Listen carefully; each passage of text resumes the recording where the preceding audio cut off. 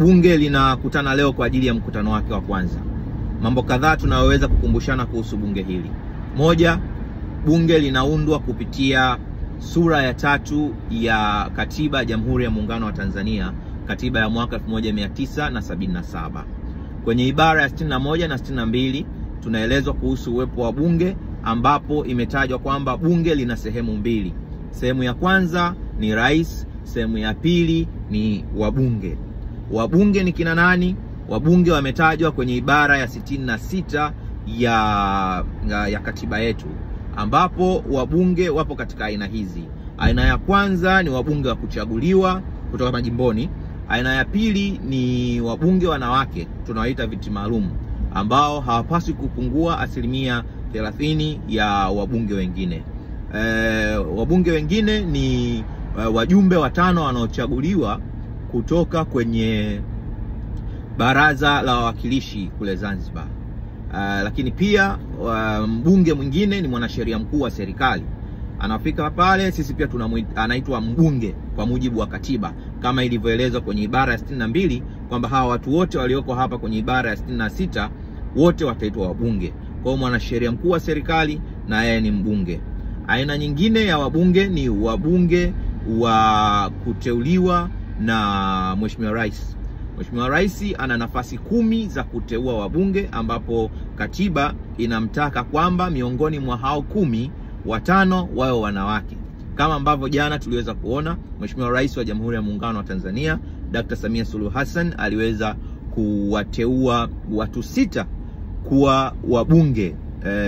Kwa maana hiyo atakuwa amebaki na nafasi 4. Lakini pia aina nyingine iliyotajwa pale ni spika. Iwapo spika wa bunge atachaguliwa kutoka nje ya bunge, kwa sababu katiba inaruhusu mtu ambaye sio mbunge katika hizo aina nilizotaja anaweza kuchaguliwa kuwa spika. Kwa hiyo hilo likitokea, na yeye atakuwa ameongeza mbunge mwingine pale. Kabla ya kuwa spika itabidi kwanza aapishwe kuwa mbunge.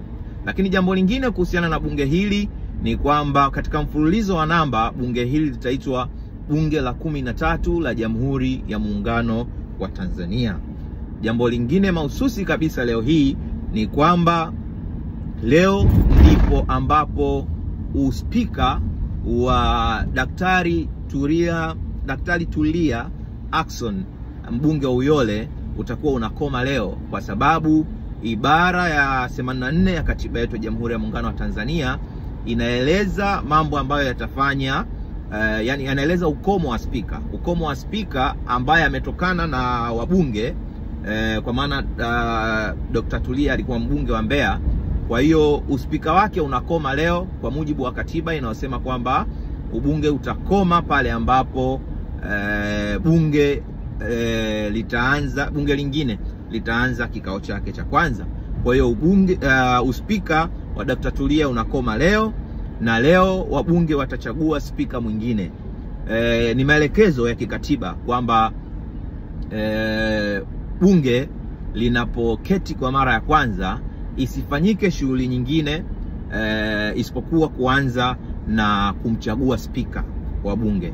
Na kwa maana hiyo unaweza kujiuliza kwamba sasa nani anawaapisha wabunge, au wabunge wanamchaguaje spika wakati wao hawajaapa? Katiba imeliona hilo. Waandishi wa katiba bila shaka walikuwa ni watu wenye hekima na maarifa mengi, waliona hilo. Kwa hiyo katiba imeruhusu mbunge kushiriki uchaguzi wa spika kabla ya kuapishwa. Kwa hiyo wabunge wetu watashiriki uchaguzi wa spika kabla ya kuapishwa, kwa sababu katiba imewaruhusu kufanya hivyo. Baada ya hapo, bila shaka tutaisikia ratiba ya Mheshimiwa Rais wa Jamhuri ya Muungano wa Tanzania kuweza kulizindua rasmi bunge, uchaguzi wa spika ukiwa umepita, wabunge wakiwa wameapa na shughuli nyingine. Kila laheri kwa wabunge wetu, kila laheri kwa taifa letu.